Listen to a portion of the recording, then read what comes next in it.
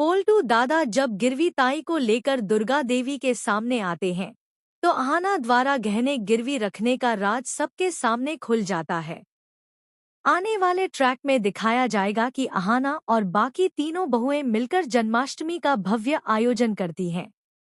यह देखकर पीसी माँ और पोल्टू दादा हैरान रह जाते हैं कि आखिर इतने पैसे आए कहाँ से।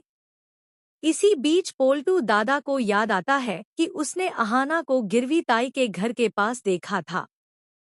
शक की बुनियाद पर वह गिरवी ताई के पास पहुंचता है और वहां उसे खानदानी कंगन मिल जाते हैं। पूछताछ करने पर ताई मान लेती है कि अहाना ही गहने गिरवी रखकर गई थी। इसके बाद पोल्टू दादा ताई को साथ लेकर सीधे कार्यक्रम स्थल पहुंच जाता है और सबके सामने अहाना की सच्चाई बता देता है। यह सुनकर दुर्गा देवी गुस्से से भर उठती हैं। वह अहाना को डांटते हुए कहती हैं, तुम्हारी हिम्मत कैसे हुई हमारे खानदानी कंगन गिरवी रखने की? अगर पैसे नहीं थे तो हम सादा पूजा कर लेते, लेकिन ऐसा कदम कभी नहीं उठाते। मगर इस बार अहाना भी हिम्मत दिखाती है। वह जवाब देती है कि उसने केवल अपना कर्तव्य निभाया है ताकि पूजा पूरी हो सके और मेहमानों का सम्मान किया जा सके।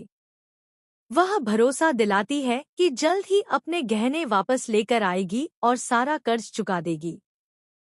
दुर्गा देवी को तब हैरानी होती है कि इतने मेहमानों को बुलाया ही किसने।